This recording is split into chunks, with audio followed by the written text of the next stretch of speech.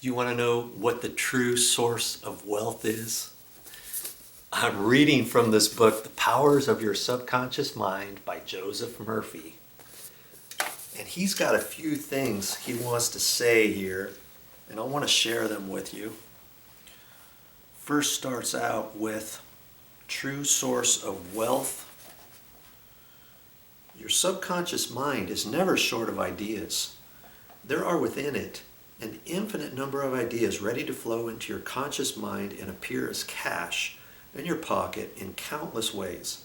This process will continue to go on in your mind regardless of whether the stock market goes up or down, whether the euro or the dollar drops in value. Your wealth is never truly dependent on bonds, stocks, or money in the bank. These are only symbols, necessary and useful, of course, but only symbols. The point I want to emphasize is that if you convince your subconscious mind that wealth is yours and that it is always circulating in your life, you will always and inevitably have it, regardless of the form it takes. Trying to make ends meet and the real cause of lack. There are many people who claim that they are always trying to make ends meet. They seem to have a great struggle to meet their obligations. Have you listened to their conversation? In many instances, their conversation runs along this vein. They are constantly condemning those who have succeeded in life and who have raised their heads above the crowd. Perhaps they are saying, "Oh, that fellow has a racket. He is ruthless. He is a crook." That is why they lack. They are constantly condemning the thing they claim to desire and want. The reason they speak critically of their more prosperous associates is because they are envious and covetous of others' prosperity. The quickest way to cause wealth to take wings and fly away is to criticize and condemn others who have more wealth than you. A common stumbling block to wealth. There is one emotion that is the cause of the lack of wealth in the lives of many. Most people learn this the hard way. It is envy. For example, if you see a competitor depositing large sums of money in the bank and you have only a meager amount to deposit, does it make you envious? The way to overcome this emotion is to say to yourself, "Isn't it wonderful? I rejoice in that man's prosperity. I wish for him greater and greater wealth." To entertain envious thoughts is devastating because it places you in a negative position. Therefore, wealth flows away from you instead of to you. If you are ever annoyed or irritated by the prosperity or great wealth of another, claim immediately that you truly wish for him or her greater wealth in every possible way.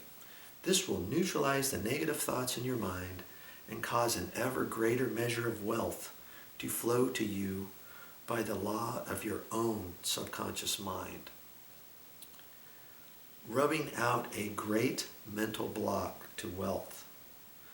If you are worried and critical about someone who you claim is making money dishonestly, stop worrying about him.